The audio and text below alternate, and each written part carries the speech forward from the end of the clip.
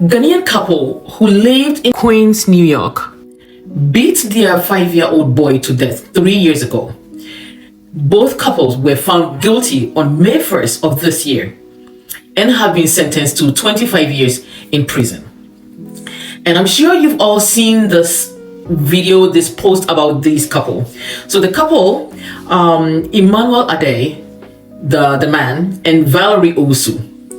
Apparently, the son is Valerie Owusu. According to the post, the details recounts the tragic incident of irregular beatings from this couple. It doesn't state as to who did what, but it states that over 3 days period, they beat the kid with 3 different instruments. Whether it's a belt, whether it is a hanger, whatever it is a cane, we don't know. But they beat this kid. So this kid lost consciousness. But anyway, so this kid had a lot of injuries. It looks like it seems like a few days afterwards, they drove the kid to a relative house and they left the kid there. And the article said they drove the kid to a relative house and then they left the kid there. When the relative returned from work, the kid was dead. So 3 years, 2021, April 2021 was when the boy was discovered dead. 3 years after that, that is May 2024, they have sentenced the couple to 25 years. So I don't know what will cause somebody to beat a child, not to talk of somebody to beat their own child. But regardless of what it is, a child is a child. And regardless of what it is, human life is human life. You cannot beat that person, whether the person is an adult or not. You can't. And certainly when you come to the modern world, this part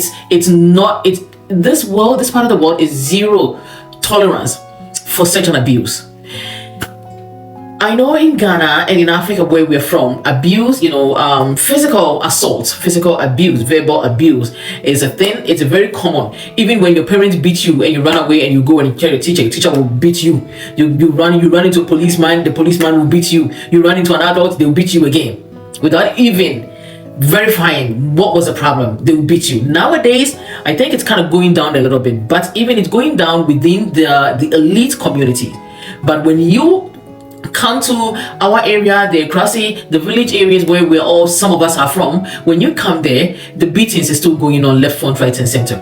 Not even children. It's just sad for a woman to sit there and for both of them to watch or to partake in abusing a 5-year-old boy. What kind of 5-year-old boy? And then what a 5-year-old boy would do to deserve beatings to the point where 3 days later the boy just succumbed to his injuries.